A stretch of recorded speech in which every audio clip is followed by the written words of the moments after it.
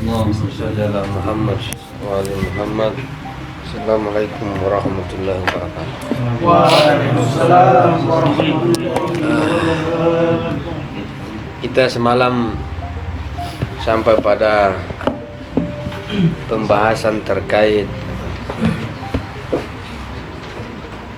afirmatif ya, peran akal, bahwa kita melihat bahwa peran akal yang paling sentral itu adalah menyusun sebuah proposisi ya, dalam mengafirmasi pandangannya di realitas.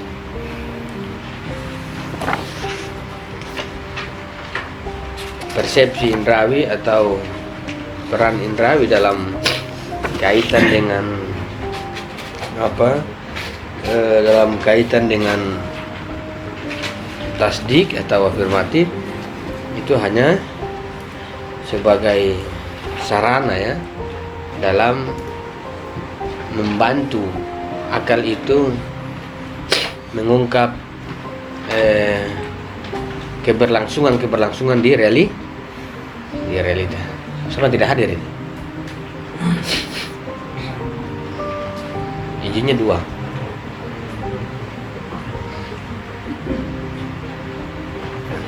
Jadi pada afirmasi itu indra itu hanya sebagai sarana untuk, ini indra ya, dia kalau di konsep itu dia membantu pikiran kita untuk menghasilkan konsep, tapi di afirmasi dia membantu akal untuk mengungkap keberlangsungan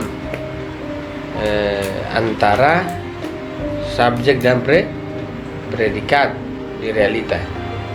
Karena bagaimana kita mau mengungkap sebuah relasi kausa subjek predikat kalau tidak melalui indrawi. Tapi pada saat bersamaan kita bisa mengungkap hubungan subjek predikat di pikiran ya, sekiranya itu kita tidak kaitkan di realitas. Artinya bahwa kita kan bisa mengatakan misalnya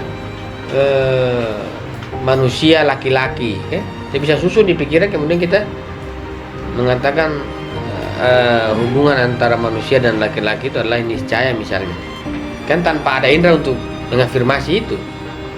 Tapi kalau afirmasi itu bernilai di realitas, maka ada indra, kecuali kaitan dengan pikiran dalam artian subjek proposisi, predikat proposisi itu hanya di pikiran, maka tidak usah ada indra.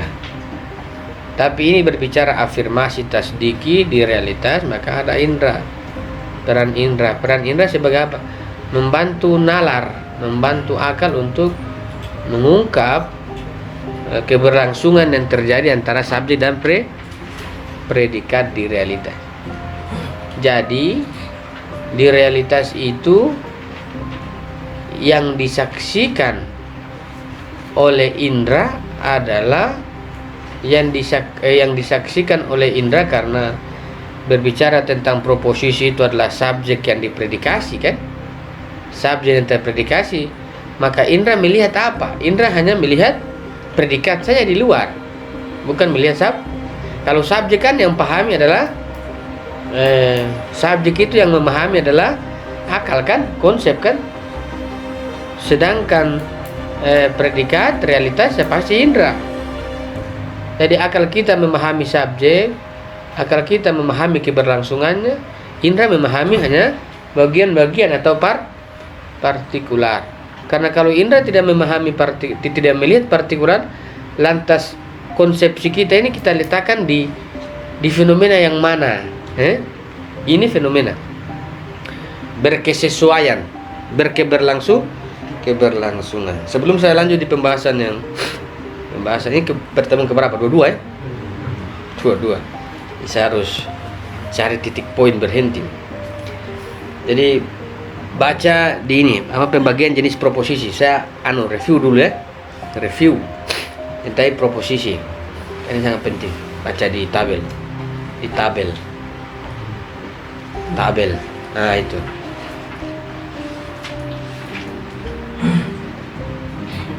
Tabel sebelum masuk di bab berikutnya. Yes. Pembagian jenis proposisi. Pembagian jenis proposisi. Deskripsi.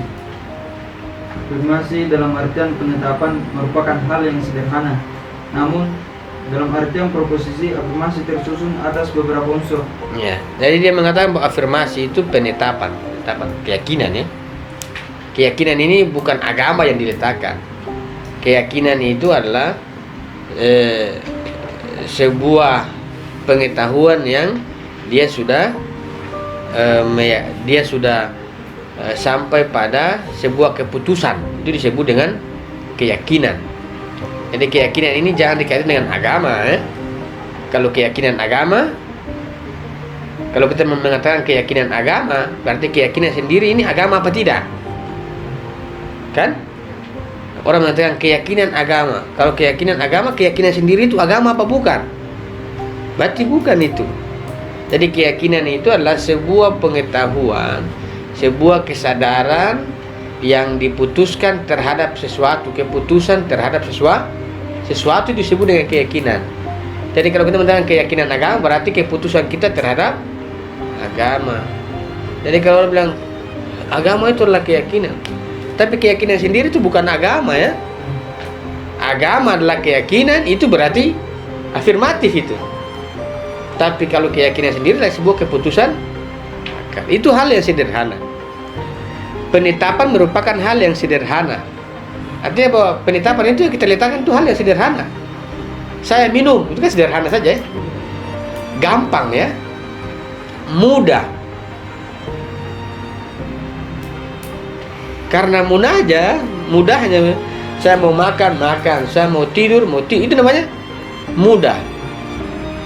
Tapi yang kita lihat adalah dalam ketika dimatakan bahwa afirmasi itu sederhana, mudah,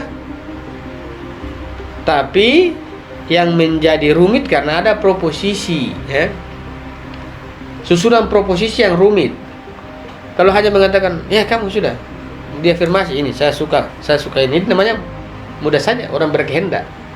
Tapi ada proposisi. Jadi kemudahannya itu ditopang oleh proposisi. Jadi tidak, ya kita memang bisa menjustifikasi, bisa saja sesuka kita.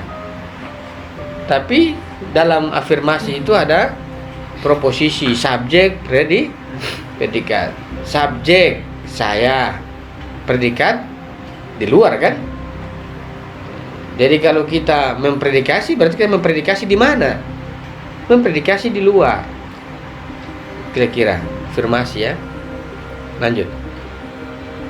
Bentuk proposisi. Proposisi predikatif. Predikatif ya. Proposisi predikatif tersusun atas subjek, objek, dan penetapan kesatuan dari keduanya. Nah, jadi dalam afirmasi itu orang menggunakan yang disebut, karena dia berkaitan dengan afirmasi, ada bentuk-bentuk proposisi. Yang sebagaimana kita sudah jelaskan, ada proposisi predikatif, subjek, predikat, dan penetapan. Penetapan saya makan. Manusia adalah pemikir. Saya subjek, kemudian predikat, pemikir, kemudian ada penetapan. Penetapan itu nisbah ya. Saya adalah, penetapan itu predikat. Kalau proposisi kondisional itu ada anteseden konsekuen. Dia bisa bersifat niscaya, dia bisa bersifat disjungtif. Jadi pikiran kita itu banyak sekali yang kita berlakukan proposisi itu. Bisa predikatif selesai ya. Tapi tidak semua predikatif itu selesai. Bisa dibuka ruang kondisional, anteseden dan konsekuen. Dalam anteseden dan konsekuen juga ada penetapan, nia niscaya ataukah disjungtif. Kalau saya mengatakan A, B misalnya, memang ada pikiran kita dengan mudah ketika kita berargumentasi orang paham kan? Tapi dalam proposisi yang lain itu tidak semudah itu pikiran kita mau argumenkan. Maka dia membutuhkan proposisi kondisional yang disebut dengan anteseden atau teman-teman jika maka ya. Jika maka itu dalam proposisi kondisional anteseden konsekuen kita melihat nisbahnya itu niscaya apa sih? Jika segitiga maka sudutnya 180 ya. Itu jelas ya. Niscaya namanya. Tapi kalau kita mengatakan bilangan 4 itu dia genap, bilangan tertentu itu bisa genap atau ganjil.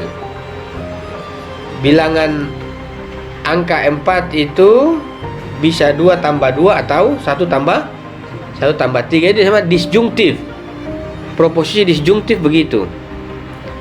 Jadi selalu membuka peluang ya. Sedangkan itu bentuk proposisi. Sedangkan dalam atribut hubungan subjek predikat disebut dengan kontingen, serba mungkin. Dia mengatakan sini bahwa anteseden dan konsekuen jika maka serta hubungan keduanya dapat pasti atau jadi jika maka tadi itu bisa sifatnya niscaya, atribusi hubungannya sama, bisa bersifat disjungtif. Kalau saya mengatakan segitiga 3 sisi itu niscaya. Tapi kalau saya mengatakan apel itu merah atau kuning itu disebut disjungtif. Jadi jika maka itu pasti seringkali sampai pada sebuah keniscayaan, tapi seringkali juga disjungtif. Dalam hukum-hukum akal yang swabukti itu pasti berlaku keniscayaan, tapi kalau hukum-hukum material pasti berlaku disjungtif. Karena kalau ada orang hidup di alam itu pokok-pokoknya itu kan lucu. Dia pokok-pokok di pikiran tidak masalah, tapi tidak bisa kita mempokok-pokokkan di luar. Nanti lama-lama pekok. Jadi kalau di luar ya, tapi kalau di pikiran terserah saja. Akibat membutuhkan sebab itu sudah niscaya ya. Tapi kalau di luar jangan, niscaya, tidak bisa begitu. Dia membuka ruang disjungtif. Kalau kamu begini atau begitu. Misalnya kalau ada orang minta saran, bagaimana yang saya sebenarnya kuliah lanjut atau berhenti? Ya kalau kamu kuliah lanjut, tapi sembari cari duit. Karena nanti orang tamu sudah tidak kasih duit kan. Kamu niscaya harus berhenti, niscaya. Kalau baiknya lanjut atau cuti. Tahu kalau tidak lanjut atau buka kerja. Habis begitu.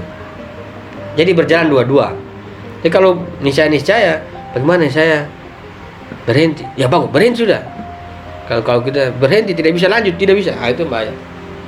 Jadi, tapi kalau dalam unsur-unsur akal kita bisa menemukan keniscayaan itu. Segi 4 2 itu adalah bilangan genap. Sudah kan? Bilangan genap kan?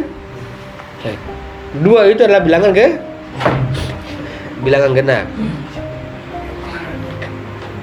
Dari siapa Reza? 2 itu bilangan genap, 3 itu bilangan ganjil. Sampai kapanpun 2 itu tetap genap. Sampai kapanpun 3 itu kan ganjil kan? Nah, itu disebut dengan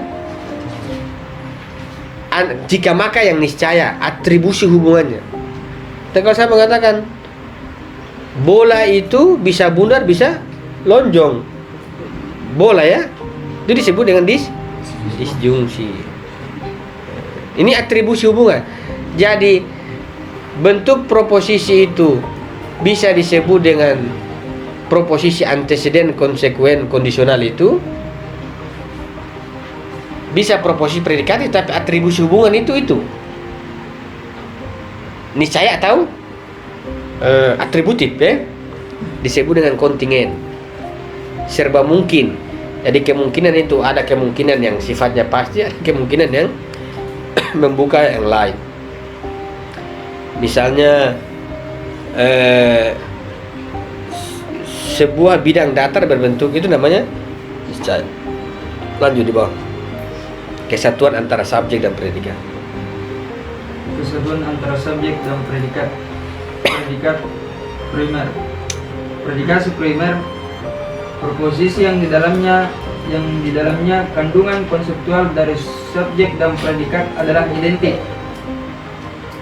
Predikasi umum, sederhana, majemuk, analitik, sintetik.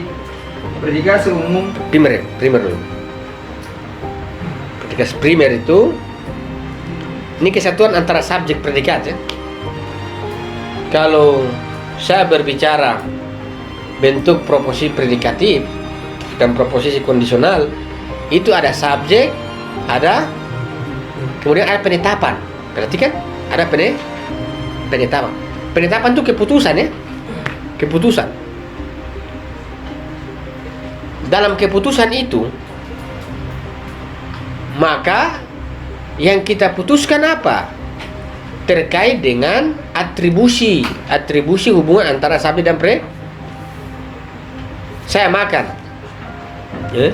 Tapi saya dan makan ini ada hubungan yang sifatnya niscaya atau disjungtif. Ini yang disebut dengan atribusi ya. Artinya bahwa hubungannya ada tapi niscaya atau tidak. Di dalam makna proposisi yang lain itu maknanya adalah subjek dan predikat itu bersatu ya. Jadi kita melihat proposisi itu kita bisa uji. Ini afirmasi nih. Kita bisa lihat bahwa ada predikat dan subjek tidak menyatu. Ada yang niscaya, ada yang disjungtif. Ada yang cuma sekedar penetapan saja. Misalnya saya mengatakan saya tidur, padahal saya tidak itu namanya predikatif. Tapi kalau dia sudah berbicara dia sudah masuk pada begitu juga kondisional juga sama dalam bentuk proposisinya. Tapi kalau dia sudah masuk berbicara atribusi hubungan, maka saya dan tidur itu apakah dia terjadi atau niscaya atau kalau saya tidur ini pasti atributif ya. Atribusi. Pada yang ketiga disebut dengan kesatuan subjek dan ada proposisi orang katakan itu kita bisa mengukur proposisinya itu, dan dari proposisi yang di atas itu dan proposisi yang kedua dan proposisi itu tingkat keyakinannya berbeda ya. Berbeda. Kalau yang di atas saya sekedar penetapan saya makan itu belum meyakinkan orang. Belum meyakinkan. Kalau di bawah dia mulai tingkat keyakinannya sudah mulai dapat karena dia sudah berbicara atribusi hubungan atau hubungan antara subjek dan predikat itu niscaya atau tidak disjungtif. Yang ketiga itu dia sudah berbicara proposisi predikat itu terjadi kebersatuan. Orang mengatakan saya makan. Saya makan ini belum tentu dia predikatif primer dalam artian kebersatuan sampai predikat.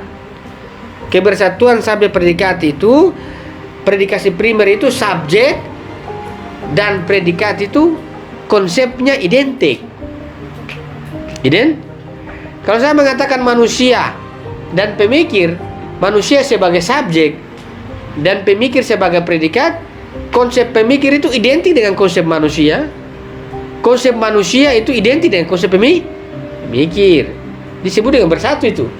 Kita melacak subjek dapat predikat, melacak predikat dapat subjek. Berbeda dengan analitik ya. Kalau analitik kan dia tidak balik. Misalnya saya mengatakan kucing adalah hewan mengeong.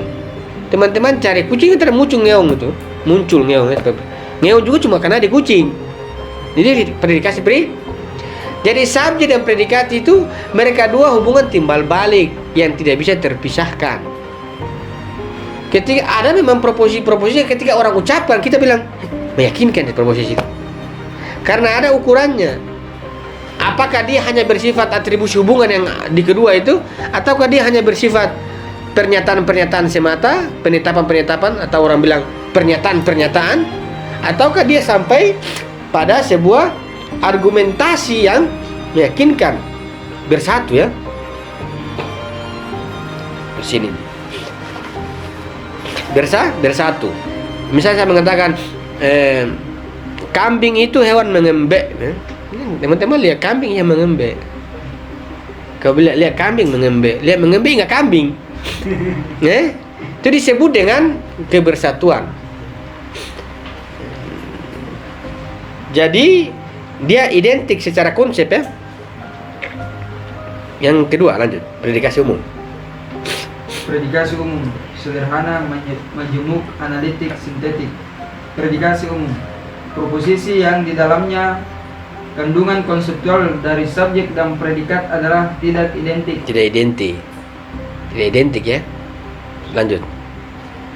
Proses afirmasi, proposisi swabukti. Sebentar. Jadi predikasi primer itu secara konsep dia menyatu. Secara konsep itu identik ya. Tapi kalau predikasi umum tidak identik. Tidak identik itu maksudnya apa?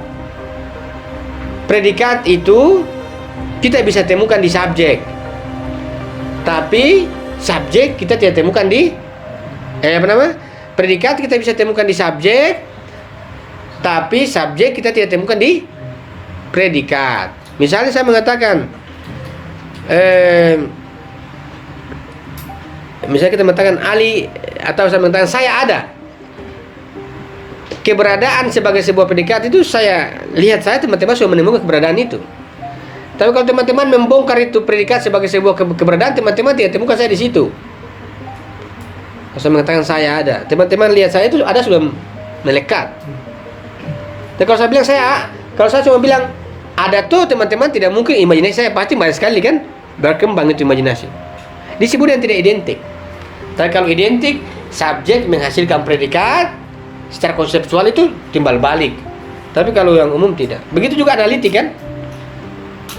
Analitik itu begitu. Analitik itu predikat ditemukan di subjek. Misalnya kalau contoh kemarin, misalnya Bapak, kita lihat Ana. Misalnya kalau kita lihat Bapak itu orang tua, lihat Bapak muncul Ana. Tapi kalau predikatnya Ana, teman-teman analisi Ana belum tentu temukan Bapak ya, karena dia bisa jadi anak buangan. Dalam artian bahwa kalau saya mengatakan bahwa anak ini dari bapak ini, orang tua maksudnya. Kalau anak itu, anak punya orang tua. Kalau kita analisis anak, muncul orang tua. Tapi kalau anak ini memiliki orang tua, predikatnya orang tua, subjeknya anak. Dianalisis anak muncul orang tua. Tapi teman-teman analisis orang tua belum tentu ada anak. Karena memang ada orang tua memang yang tidak punya anak kan.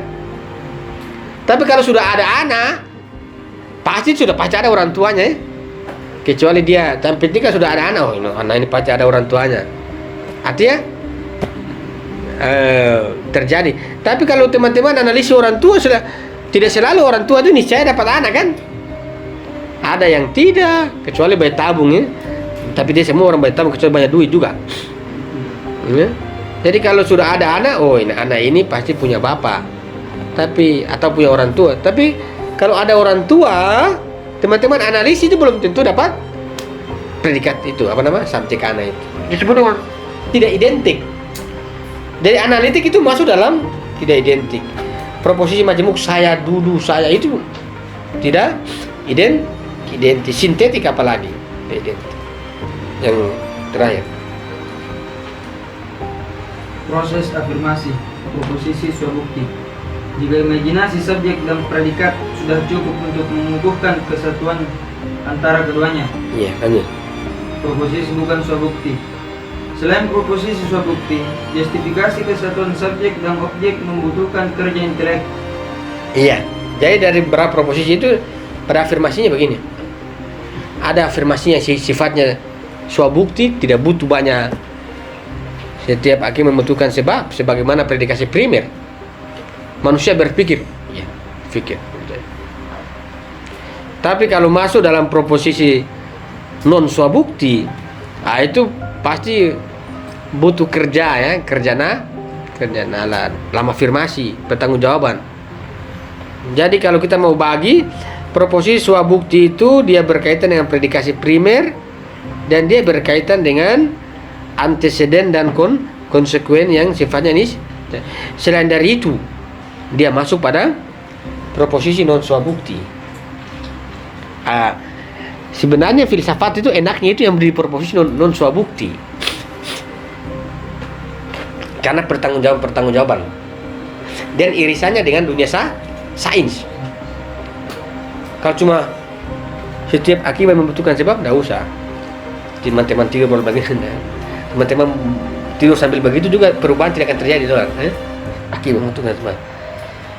Teman-teman sementara hujan turun dan bocor, kemudian ya ini akibat pada sebab. Terus kan bocor terus, bocor terus ya. Tapi dalam proposisi non swabukti itu yang menarik karena itu adalah irisan epistemologi. Kira-kira begitu. Karena kenapa beririsan? Jadi peran akal dan indera itu pada sisi tertentu dia berkaitan dengan prinsip keswabuktian, tidak membutuhkan indera. Tapi akal juga berkaitan dengan prinsip non swabukti. Pada prinsip non swabukti itu bermain dua, indera dan akal. Sekarang coba kita melihat pada tabel nilai pengetahuan sampai neraca. Baca, tolong bantu. Pelajaran 19 nilai pengetahuan. Kembali ke soal utama. Kita tahu bahwa soal utama epistemologi ialah apakah manusia sanggup memuat kebenaran dan memperoleh informasi tentang realitas? Kalau ya, bagaimana caranya? Apakah patokan untuk mengenali kebenaran dan memisahkannya dari pemikiran melenceng yang bertentangan dengan realitas? Dengan kata lain, bahasan epistemologi paling asasi ialah mengenai nilai pengetahuan dan selebihnya bisa dibilang dengan pengantar atau tambahan. Terus. Mengingat ada beberapa jenis pengetahuan, sudah sewajarnya bila mana masalah nilai pengetahuan pun mempunyai beberapa dimensi berbeda. Yang paling berarti penting bagi filsafat adalah penilaian tentang pengetahuan intelektual dan pembuktian kemampuan akal untuk menuntaskan semua soal epistemologi dan cabang-cabang filsafat lainnya. Sebelumnya, kita sudah menjelaskan jenis-jenis pengetahuan dan menyimpulkan adanya sejenis pengetahuan manusia yang tidak berperantara, disebut sebagai pengetahuan huduri, yaitu pengungkapan realitas itu sendiri. Dalam pengetahuan ini, mustahil terjadi kegalatan dan kesalahan. Akan tetapi menimbang fakta bahwa jenis pengetahuan ini saja tidak mungkin memenuhi kebutuhan ilmiah manusia, maka kita membicarakan pengetahuan husuli dan aneka rupanya. Iya, jadi pengetahuan huduri itu kalau kita pakai bahasa istilah anak muda tuh pengetahuan baper itu. Huduri itu bisa cepat sekali baper. Yang baper begitu tidak menyelesaikan persoalan ya. Ini kita berhadapan nih dengan dunia sains, dunia fisik ya. Jadi dia membutuhkan argumentasi husuli. Kalau hanya pakai argumentasi huduri, argumentasi eksistensi selesai. Dia pakai keswabuktian itu selesai. Tapi kalau argumentasi husuli itu proposisi yang banyak sekali. Karena dia membutuhkan argumentasi ya, argumentasi. Makanya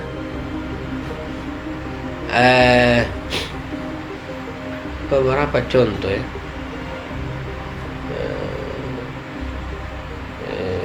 kasus-kasus misalnya ada misalnya kayak Kiki Jokobodo begitu, tentu mereka punya ilmu-ilmu begitu ya, tapi itu tidak akan menyelesaikan persoalan. Saya menerawang kamu, auramu tidak cerah, buka tanganmu saya begitu, huduri. Tapi kalau berkaitan dengan husuli harus argumentatif. Ini kalau kebutuhan diri tidak usah pakai husuli, cukup cukup huduri selesai. Kalau saya kebutuhan diri, kalau saya cukup jikir selesai.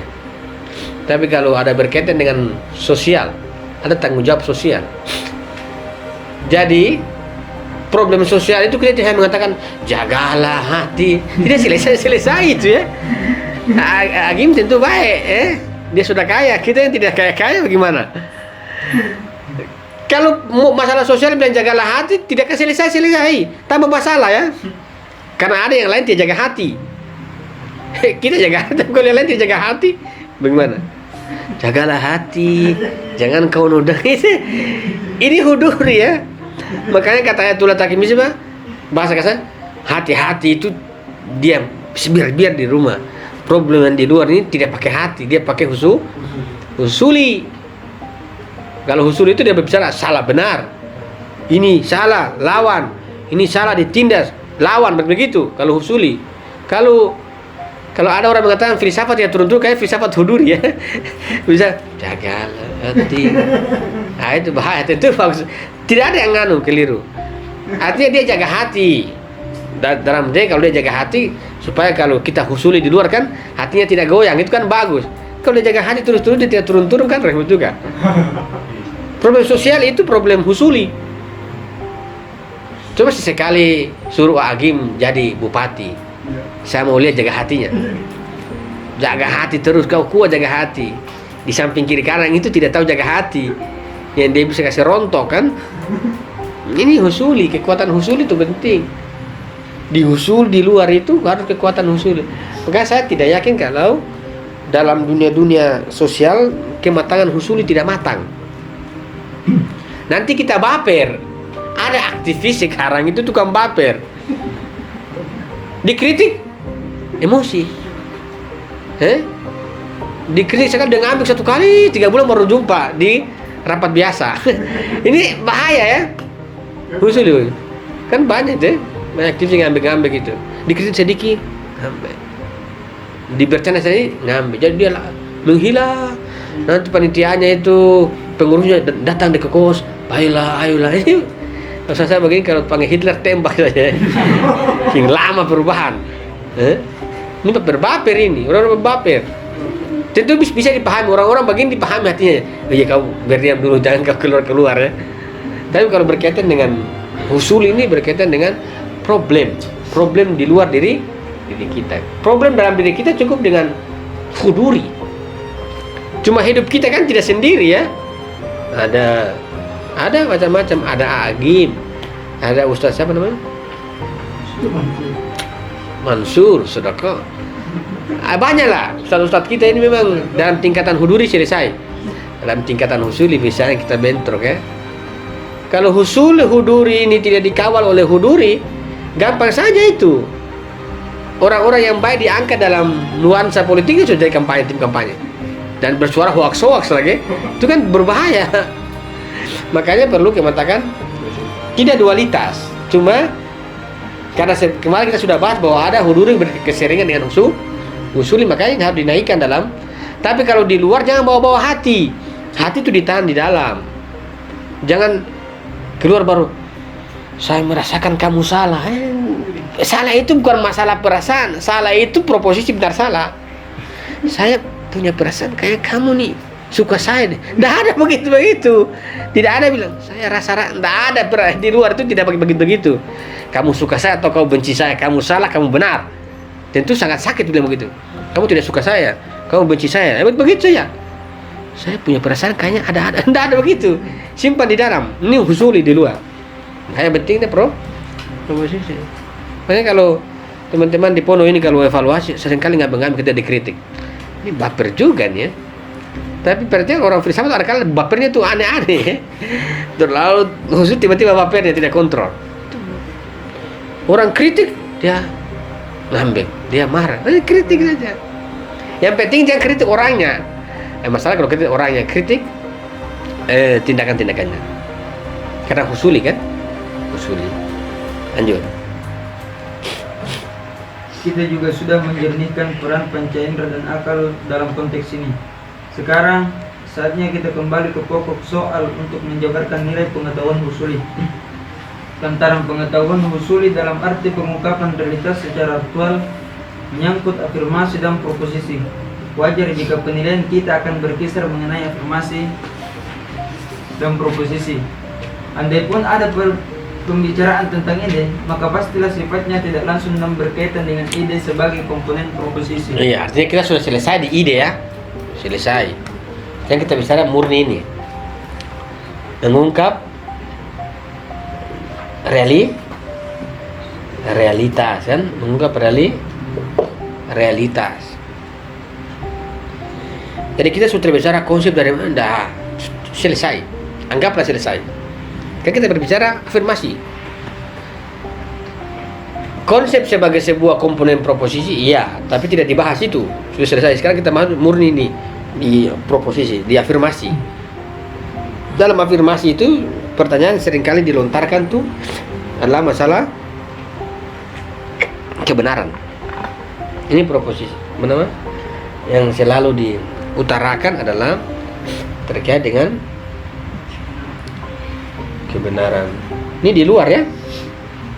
Husuli. Lanjut. Apakah kebenaran itu?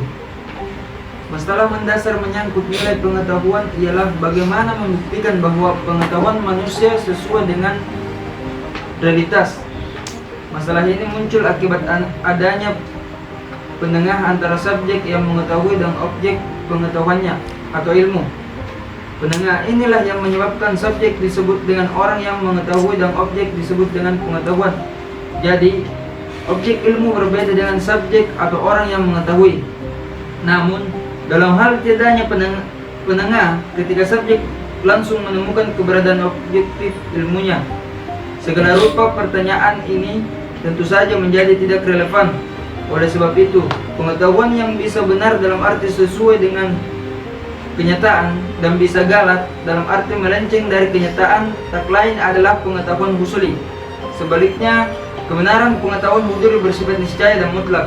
Ya, jadi kebenaran itu didefinisikan bahwa dia bermakna kesesuaian antara subjek yang mengetahui dan objek yang diketahui.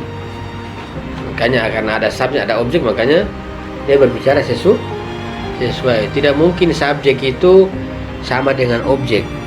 Dan mungkin juga objek itu sama dengan subjek. Tidak identik.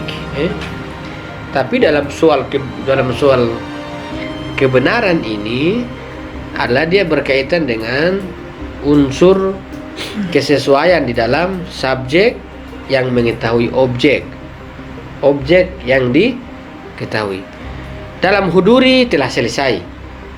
Permasalahan husuli itu dalam meletakkan afirmasi untuk mengukur kebenarannya itu adalah pada sebuah kesesuaian ide dan realitas itu. Jadi menjadi lucu kalau orang menilai hanya realitas murni. Begitu juga orang hanya menilai ide saja, tapi dia harus menilai kedua-duanya dalam makna kesesuaian.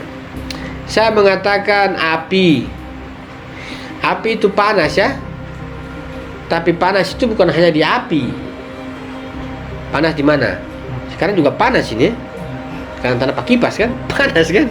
Yoma juga keringat, panas. Saya juga keringat, panas ya. Bukan hanya pada api, tapi panas itu ada pada api, ada pada badan kita, pada bulu, pada matahari, banyak. Lantas saya mengatakan di mana yang panas itu? Kita mau mengatakan api tidak bisa karena ada yang lain juga sama. Kita mau mengatakan hanya matahari tidak bisa, ada memang orang juga panas hati ya, hati panas kan ada, hati panas, banyak panas-panasnya. Ada juga orang yang tukang kasih panas-panas kan ada ya. Gas kompor-kompor. Ada manusia yang kayak kompor. Gas panas-panas orang ya. Panas juga orang. Hoax ini kompor. Jadi gas panas orang panas ya. Panas. Lantas kita mau mengatakan hanya salah satu yang benar? Enggak. Pasti orang akan menguji kesesuaiannya. Baik, perhatikan, fenomena itu ditangkap oleh indera semua ya. Semua dalam artian bagian-bagian. Dia bisa tangkap matahari, dia bisa tangkap apa? Dia bisa tangkap macis yang api, dia bisa fenomena.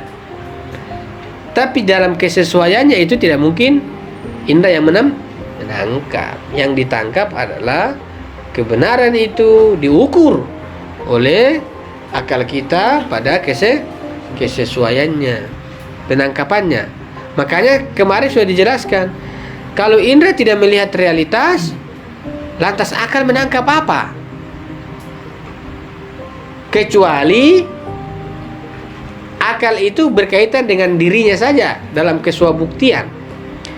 Tapi kalau dia berkaitan dengan realitas sebagaimana definisi kebenaran, maka indera adalah awal dalam pikiran kita menangkap kesesuaian di realitas antara apa yang dia lihat sebagai realitas dengan apa yang dipikirkan sebagai sebuah konsepsi. Dalam kesesuaiannya dia akan letakkan dan menemukan kebenaran. Jadi kebenarannya itu di mana? Kebenarannya itu di mana? Apanya yang benar? Yang kita katakan benar itu apanya yang benar, dan kebenaran itu di mana? Itu pertanyaan. Kebenaran adalah kesesuaian dan realitas. Apanya yang benar di situ? Dan di mana kebenaran itu? Kebenaran adalah kesesuaian ide dan realitas. Di mana kebenaran itu? Apanya yang benar dalam definisi itu yang didefinisikan? Lanjut. Dengan demikian, definisi kebenaran dalam konteks nilai pengetahuan adalah kesesuaian bentuk mental pengetahuan dengan objek yang dicerapnya. Objek yang diserap itu ini ya, objek. Jadi konsep dengan objek yang diserap. Lanjut. Ada sejumlah definisi lain tentang kebenaran dalam kaitan ini. Antara lain, definisi kalangan pragmatis, kebenaran adalah pemikiran yang berguna bagi kehidupan praktis manusia. Atau definisi kalangan relativis, kebenaran adalah pengetahuan yang cocok dengan perangkat persepsi yang sehat. Atau definisi ketiga yang berbunyi, kebenaran adalah apa yang disepakati semua orang. Baca paragraf selanjutnya. Katakanlah sebagian definisi ini bisa ditafsirkan dengan benar atau dianggap sebagai definisi yang menjelaskan ciri khas, meskipun pola definisi seperti itu tidaklah tepat. Yaitu bahwa definisi-definisi ini sekedar menerangkan sebagian tanda khas kebenaran atau sekedar sebagai peristilahan khusus. Namun, apapun semua pembenaran ini tidak mampu memecahkan masalah utama kita dalam semua definisi tersebut. Pertanyaan tentang kebenaran dalam pengertian pengetahuan yang sesuai dengan kenyataan tidak menjawab, sehingga tetap menuntut jawaban jitu dan menjernihkan. Iya. Jadi kita mengatakan kelak masa orang mengatakan bahwa kebenaran itu adalah kesesuaian ide dan realitasnya. Tentu ini tidak menjadi sebuah ending akhir ya. Ini selesai masalah, tidak. Bagi sebagian orang selesai karena ukurannya indrawi. Tapi dalam kesesuaian ini kita mengatakan sebagaimana tadi, apanya yang benar, dan kesesuaian itu, kebenaran sebagai sebuah kesesuaian, kebenarannya itu di mana? Tentu kebenarannya adalah pada kesesuaian. Kebenaran adalah kesesuaian antara ide dan realitas. Di mana kesesuaian itu? Tentu ditangkap oleh akal. ditangkap oleh kesesuaian. Itu adalah kesesuaian bentuk mental pengetahuan dengan objek yang diserap. Kesesuaian ya. Jadi antara pikiran kita dengan realitas yang kita pahami. Dengan di sini maka kita berkata, lantas bagaimana ketika kita mengatakan bahwa kritik-kritik filsafat pada empiris dan positivisme dalam teori kebenarannya itu telah didudukan paling tidak, maka pertanyaan lanjut adalah bagaimana kita mengukur kesesuaian itu bahwa itu memang sesuai antara ini dan bahwa ini memang benar-benar sesuai. Itu tentu kita mengatakan ukurannya dari mana? Saya mengatakan bahwa apakah panas pada baju, panas pada api dan panas pada matahari itu sama? Tentu beda ya. Tapi apakah panas pada api, panas pada itu, apakah kesesuaiannya itu sama apa tidak? Kan begitu ya? Apakah dengan berbagai macam bentuk fenomena ini kesesuaiannya itu sama pada setiap fenomena? Kalau tidak, kalau seandainya sama berarti itu kesimpulan yang menyeluruh kan? Sama semua kesesuaian. Oh sama itu semua. Panas pada api sama dengan matahari pada kita.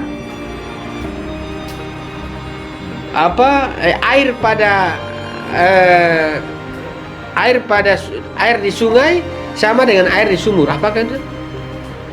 Tentu tidak. Kalau tidak, maka kesesuaian yang dikatakan sebagai sebuah titik tolak kita untuk menguji kebenarannya, bagaimana kita menguji itu? Bahwa ini sesuai, ini tidak, ini sesuai dan ini tidak. Tentu kita sudah menolak pada tingkatan-tingkatan indrawi yang paling memungkinkan terbuka ruang dalam afirmasinya. Terbuka ruang untuk melacak kesesuaian antara ide dan kenyataan. Ide dan kenyataan itu akan dilacak kesesuaiannya itu oleh akal kita. Lantas kita mengatakan akal mendapatkan kesesuaiannya itu di mana? Di akal ataukah tidak? Ini adalah pertanyaan tentang kesesuaian. Jangan sampai akal itu buat-buat. Karena baca kriteria untuk menilai kebenaran.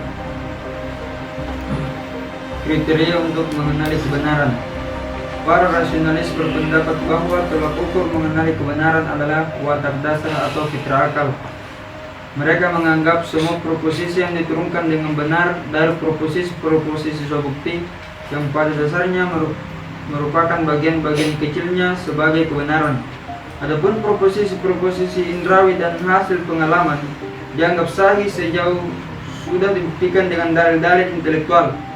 Namun, kita tidak melihat adanya penjelasan tentang kesesuaian proposisi sebuah bukti dan fitrah dengan realitas, kecuali ujaran Descartes menyangkut kebijaksanaan dan kejujuran Tuhan dalam hal gagasan fitrah dan watak asal. Jadi kalau kita mau mengatakan bahwa fitrah kita letakkan sebagai sebuah neraca atau kriteria kebenaran, tidak bisa.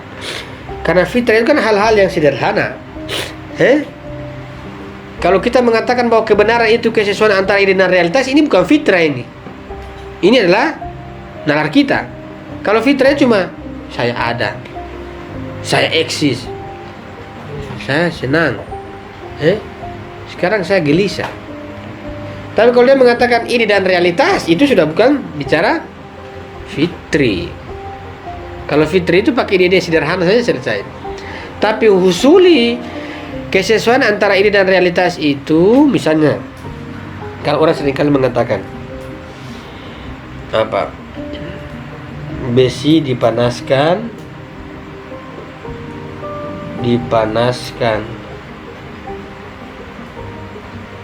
besi dipanaskan memuai. Apakah kita menggunakan fitrah kita menemukan ini? Buktinya bahwa memuai? Tidak. Ini pasti ujinya adalah uji husuli, bukan uji fitrah. Iya, saya merasakan itu bahwa besi dipanaskan. Enggak. Itu proposisi sudah bermain dalam husuli. Jadi fitrah pada hal-hal tertentu kita benarkan, namun untuk dijadikan dia sebagai sebuah kriteria menguji husuli antara ini dan realitas, menemukan kesesuaian, tidak bisa. Lanjut. Karena antara ide dan realitas itu, kesesuaian itu apakah dia sesuatu yang fitrah? Kalau dia sesuatu yang fitrah berarti sudah sejak awal kesesuaian itu ditemukan dalam kaitan antara ide dan realita, dan itu bisa jatuh pada Descartes atau bisa juga pada Kantian. Lanjut. Tasyak lagi, setelah dengan cermat membayangkan subjek dan predikat proposisi-proposisi sebuah bukti, kontan dan tanpa bantuan pengalaman, akal manusia bisa memastikan kesatuan keduanya. Mereka yang meragukan proposisi-proposisi semacam ini pasti diakibatkan oleh kekeliruan membayangkan subjek dan predikat, ataupun karena terjangkit sejenis psikosis atau was-was kejiwaan. Pembahasan kita sebetulnya berkaitan dengan soal-soal berikut. Apakah pemahaman fitri ini merupakan kemestian dari pola penciptaan akal manusia, sehingga mungkin saja akal makhluk lain, jin misalnya, memahaminya dengan cara berbeda, dan jika akal manusia juga tercipta dengan pola berbeda, ia pun akan memahami perkara-perkara ini secara berbeda? Ataukah pemahaman-pemahaman ini sesuai sepenuhnya dengan realitas dan menampakkan perkara-perkara sungguhan, sehingga semua makhluk yang sama terang bahwa pengetahuan intelektual yang bernilai hakiki adalah yang belakangan, dan bahwa kefitrian akal dengan asumsi ia tafsirkan secara tepat tidak membuktikan masalah di atas. Di lain pihak, para empiris berpendapat bahwa tolak ukur kebenaran pengetahuan adalah kemampuannya dibuktikan melalui pengalaman. Sebagian menambahkan bahwa ia mestilah dapat dibuktikan melalui pengalaman praktis. Bagaimanapun, pertama, jelas sekali bahwa tolak ukur ini hanya berlaku bagi benda-benda kasat mata dan perkara-perkara yang bisa dialami secara praktis. Akan halnya soal-soal logika dan matematika, murni tidak akan bisa dinilai dengan tolak ukur ini. Kedua, hasil pengalaman indrawi dan praktis mesti dipahami melalui pengetahuan husuli. Karenanya muncul kembali pertanyaan yang sama. Apa yang menjamin ketepatan dan kebenaran pengetahuan usul itu? Dengan tolak ukur apa kebenarannya bisa kita kenali? Oke, jadi kebenaran itu adalah sebuah kesesuaian antara ide dan realitas. Untuk melacak, mengukur, mengenali kesesuaian itu, walaupun banyak orang menggunakan pengalaman-pengalaman indrawi, kita sangat sulit menerimanya, karena pengalaman indrawi dijadikan sebagai sebuah neraca pengalamannya misalnya, itu adalah membutuhkan sebuah argumentasi kesesuaian juga. Karena ketika kita mengatakan bahwa ini benar secara pengalaman, bagaimana cara pengalaman mengukur itu? Ini benar loh. Ini benar, saya pernah alami. Tapi bagaimana bisa yang kamu alami kamu katakan benar? Bagaimana pengalaman mengukur bahwa yang kamu alami itu benar? Maka sekecil pengalaman pun itu akan dijustifikasi kesesuaiannya oleh akal. Saya mengatakan, saya punya pengalaman begini. Pengalaman orang ini kan berbeda-beda ya. 10 orang 10 berbeda. Ada orang mengatakan, pengalaman saya begini, benar dialami. Pengalaman saya begini, benar juga dia. 10 orang mungkin punya pengalaman, kita tidak mungkin salahkan pengalaman orang. Benar pada pengalaman mereka, mungkin dia akan salah pada pengalaman orang lain. Tapi benar pada pengalaman individu. Untuk mengatakan benar pada pengalaman individu, apa tolak ukurnya pengalaman itu benar pada diri mereka, begitu juga yang lain. Dari mana pengalaman mengukur bahwa itu benar? Misalnya saya mengatakan saya makan gula manis, tapi tiba-tiba ada orang makan gula itu pahit. Saya benar makan pahit ya, manis. Ada pahit. Tentu saya tidak mungkin mengatakan oh kamu salah. Dia mengatakan kamu salah. Tidak mungkin itu dua pengalaman dibenturkan. Dua pengalaman itu bernilai pengetahuan pada masing-masingnya. Namun nilai pengetahuan itu tidak mungkin diukur oleh pengalaman. Manusia memang dia mengalami sesuatu, kemudian dia menjadikan itu sebagai dalil kebenarannya. Tapi dia mengatakan bahwa itu sebagai dalil kebenarannya, sebagai sebuah pengalaman, apakah dia menggunakan pengalaman ataukah tidak? Ini saya mengatakan bahwa ini pengalaman saya, tapi kau mengatakan bahwa pengalaman benar, itu ukuran dari pengalaman. Sulit ya, terutama Indrawi. Pengalaman. Jadi kalau kita punya pengalaman yang berbeda, tidak ada yang tolak.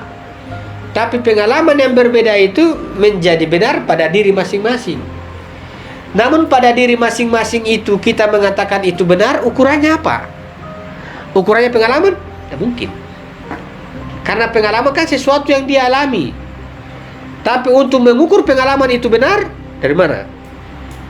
Mengukur bahwa pengalaman itu, sedangkan pengalaman yang dia katakan, pengalaman yang dia dapatkan itu sebagai sebuah dalil, dia mengatakan ini benar karena saya alami. Ini benar karena saya alami. Oke, itu benar. Poinnya, ini benar karena saya alami.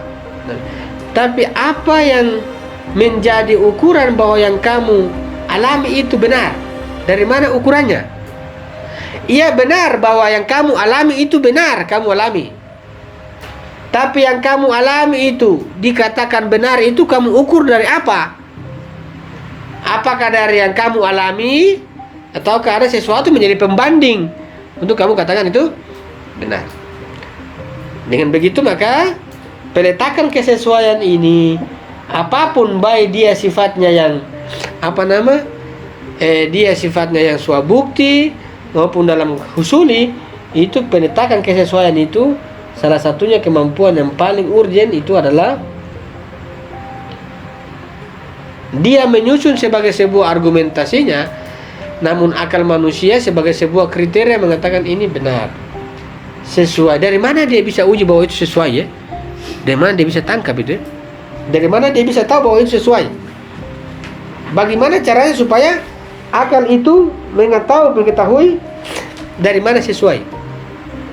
Sesuai. Dari mana akal mengetahui itu? Api pada pikiran saya dan pada kenyataan api. Saya mengatakan itu api, panas ya, panas. Maka teman-teman perlu pegang-pegang lagi, Pak. Api itu panas. Iya. Di mana letak kita mengatakan itu api, itu benar api karena dia apa? Tapi ada panas yang lain. Itu juga panas, tapi kita mengatakan bukan api. Di listrik misalnya atau di matahari. Kita mengatakan bahwa ini panas pada api, panas pada listrik, panas pada matahari. Kita mengatakan benar karena ada kesesuaian antara apa yang saya pikirkan dengan kenyataan api, apa yang saya pikirkan dengan kenyataan listrik, apa yang saya pikirkan dengan kenyataan matahari.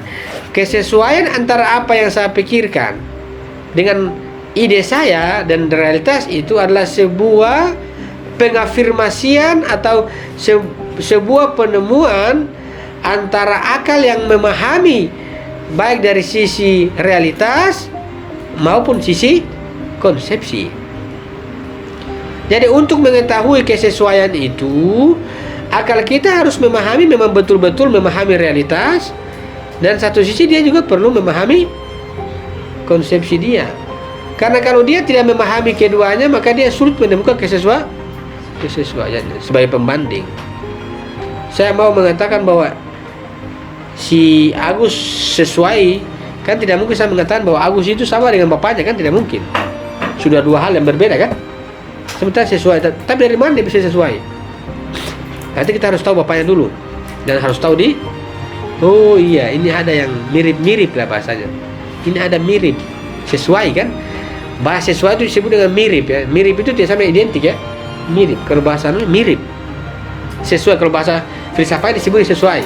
Tapi kalau bahasa praktis disebut dengan mirip. Ya, mungkin lebih cocok itu supaya lebih mempraktiskan. Mirip. Oh, ini bapaknya, ini anaknya.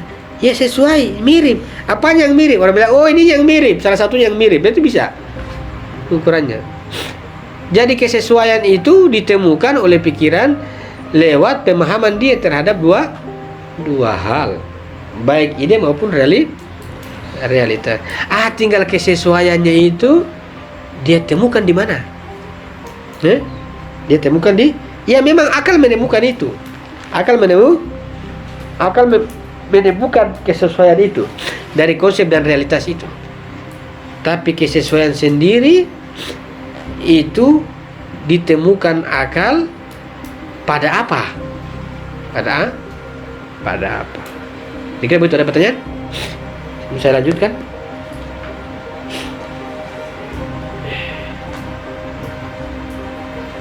Ini teh pahit. Tapi ada memang teh yang manis. Memang kita mengatakan berarti kita berbeda konsep. Teh. Tapi saya bilang ini teh. Tapi ada minum teh manis ya. Tapi sama-sama minum teh. Oh tidak, ini salah. Kayak itu teh salah. Atau teh salah, enggak. Teh ini sesuai ini. Apa yang sesuai di situ? Apa yang sesuai? Kalau saya bilang teh ini, teh, apa konsep teh itu? Apa ide teh? Dan ini realitasnya teh. Saya minum. Iya, sesuai dengan saya inginkan. Teh itu pahit. Ketika saya minum, iya, sesuai yang saya inginkan. Itu namanya kesesuaian. Ide teh itu pahit, ya. Tapi saya harus mencoba realitas. Iya, pahit. Kalau saya coba itu manis, bukan. Ini bukan teh bagi saya, tapi bagi orang lain itu teh, ya. Oh, ini disebut dengan relativitas. Ya, relativitas kalau kalian tiap hari lihat objek. Kalau saya lihat ini sesuai, enggak. Apa yang tidak sesuai? Teman-teman mengatakan bahwa Tuhan orang-orang Nasrani salah. Enggak. Benar, karena itu sesuai dengan pemahaman mereka kan. Yang menjadi lucu kalau mereka punya pemahaman begitu, sembah itu kita punya Tuhan, itu yang salah. Tapi kalau mereka punya yang begini, ya itu benar karena sesuai. Kecuali mereka punya konsep yang berbeda, kemudian itu benar-benar kita bisa katakan kebenaran. Yang penting jangan diukur dari kebenaran dominasi, ya. Kesesuaian antara ide dan realita. Uji saja mereka. Uji, oh ini ada tidak sesuai nih. Seringkali kita berbicara ada tidak sesuai. Dari mana tuh bisa kesimpulan itu muncul, ya? Seringkali kita tiba-tiba, ini tidak sesuai dengan saya. Dari mana ya? Maka ketidaksesuaian itu diungkap dari mana? Kriteria semalam. Kriteria. Harus ada kriteria baru bisa dilacak. Akal memang menemukan, tapi dia harus melalui misalnya siapa namanya? Yoman. Saya suka bawa perempuan. Dia bilang dia suka perempuan, tiba-tiba saya tarik perempuan satu ini. Kau pilih ini. Oh tidak sesuai dengan saya. Penjara kriteria dia pasang. Kalau misalnya dia bilang, perempuan saya suka, tiba-tiba saya bawa lagi, itu pas juga, sama lagi dengan saya. Saya bawa 10, semua sama dengan saya. Ini baru dipertanyakan gangguan kejiwaan. Bawa satu dia bilang sesuai, bawa satu sesuai, bawa satu sesuai, semua sesuai. ini jiwa apa ini? Berarti berdasarkan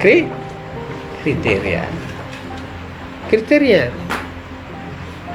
Oh iya, ini sesuai berdasarkan ini kriteria. Paling tidak kesesuaian itu jatuhnya pada kriteria.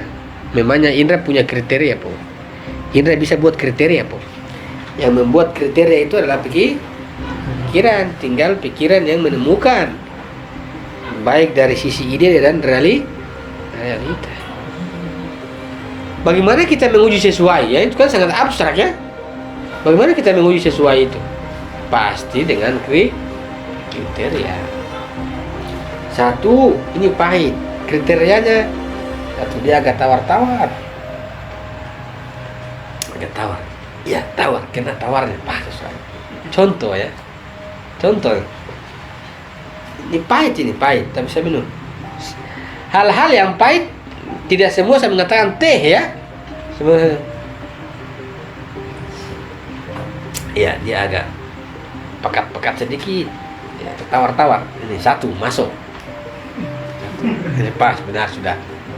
Tapi lagi saya coba lagi bukan ini. Dia terlalu kental, pas masuk dua. Nah, itu sesuai ya. Sesuai. Teman-teman mengatakan, tidak, saya punya kriteria kue. Ini berkaitan dengan hal-hal yang sulit. Banyak ada kriteria. Sampai pada pertemuan terakhir, kriteria yang paling kuat ada kriteria satu nanti. Belum. Ini masih kriteria saya bahasa yang umum. Ada yang kriteria memang itu yang objektif. Kalau saya bilang saya buat kriteria kan subjektif nanti kan. Misalnya saya mengatakan ada tawar-tawar. Ini kan subjektif saya nih. Tapi apakah ada kriteria yang objektif? Nah itu nanti pelan-pelan pertemuan terakhir. Saya bilang tidak, kriteria saya kasih jatuh kriteria. Kriteria ini umumnya kalau orang tidak kajian sini karena tidak sesuai kriteria, itu masalah. Orang punya pilihan kan. Saya lebih suka begini dia, masa namanya orang punya pilihan ya, mau pergi di kajian dimanapun itu hak orang sesuai dengan menurut dia bahwa dia sesuai ya sudah. Kalau tidak ya dia tidak mungkin paksa. Karena ada kriteria pada dia. Ada kriteria itu di orang. Kriteria saya begini. Kalau tidak sesuai kriterianya dia akan tolak. Kita mengatakan api. Apa konsep api? Pas. Kriterianya api apa? Sesuainya membakar. Contoh kasusnya. Jadi teman-teman katakan api dari mana? Bahwa itu api. Dari membakarnya. Jangan cuma menyala, oh itu api. Tidak. Oh membakar. Sesuai kriteria. Sesuai kan? Bagaimana bisa kalau dia tidak panas dia bisa membakar? Maka membakar itu adalah konsepsi api dan kenyataan api. Kalau saya mengatakan api itu membakar, kalau membakar sudah pasti panas. Kriterianya itu misalnya contoh begitu, contoh kasus untuk sementara itu. Semalam baru saya kasih dudukan. Kira-kira dari mana kita bisa menangkap kesesuaian itu? Dari mana? Saya belum ini masuk. Gimana ya? Gimana? Yang penting akal menangkap itu. Tapi bagaimana ya? Bagaimana kemudian kita bisa menangkap itu kan? Sesuai. Sesuai. Tapi sesuai itu harus dibangun dulu di pikiran kita dulu. Kriteria dulu dibangun dulu. Nanti tiba-tiba, oh iya, sesuai antara yang saya pikirkan dengan kenyataan. Berarti ada pertemuan dua kriteria. Satu dari saya, satu dari luar. Kalau cuma dari kita tidak cocok. Tidak connect. Misalnya Yoman misalnya, saya bawa, ini saya contoh dia karena lebih tukang senyum dia saya contohkan. Contoh bahwa ini tidak bagus dengan saya, tidak cocok, tidak sesuai, dia tolak pasti. Tidak mungkin orang menerima sesuatu yang tidak sesuai dengan dia kan? Tidak mungkin. Mau dia itu bagaimana, tidak sesuai dengan saya, tidak sesuai. Tidak sesuai, kenapa? Ukurannya dari mana tuh? Ukuran dari mana itu? Bahwa itu tidak sesuai dari saya ukur. Tapi kamu ukur dari mana? Dari kamu saya atau dari mana lagi? Biasanya tidak, dua-duanya memang saya juga tidak sesuai dengan dia dan dia juga tidak sesuai dengan saya. Yang saya cari bukan ini, yang saya cari yang lain. Kan dia cari terus kesesuaian itu, kan dia mencari sampai pas ya, pas. Kayak saya beberapa malam ini saya membaca buku buku cara mendidik anak. Menyeramkan juga. Saya kira ini cuma didik angka-angka gendong-gendong begini. Ini berat sekali. Lebih berat daripada Es Kapital dipelajari. Artinya bahwa memang memilih pasangan itu jangan terburu-buru. Ada hukum material, ada hukum spiritual yang perlu ditimbang. Saya bilang berat juga kalau begini. Bisa-bisa iblis kita semua ini. Saya bilang kau bisa begini ya. Jangan-jangan saya ini orang tua buat bahaya sekali orang tua buat saya ini. Banyak sekali iblis masuk ini karena diri kita tidak pernah tenang. Itu bisa identifikasi bahwa kita itu campur tangan iblis. Dalam teori Ibrahim dalam teori Hussein Mazhari, dia punya teori anak itu.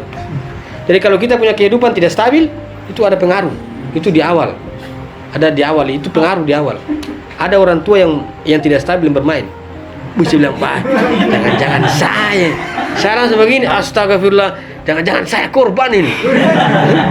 Itu refleks ya. Akhirnya cukup orang tua stop bermain ya. Bermain. Masalahnya ada hukum material, ada hukum spiritual yang dia turun temurun. Makanya wajar kalau orang dulu mengatakan bibit bebet bobo dan bebet bebet itu memang masuk akal memang, karena ada garis hukum material atau spiritual. Kapanpun akan jadi. Kapanpun akan jadi, ini tinggal tunggu saatnya. Kalau pencuri-pencuri tinggal tukang maling besok. Tapi ada kehendak, ada teori-teori kehendak. Teori kehendak itu yang ini.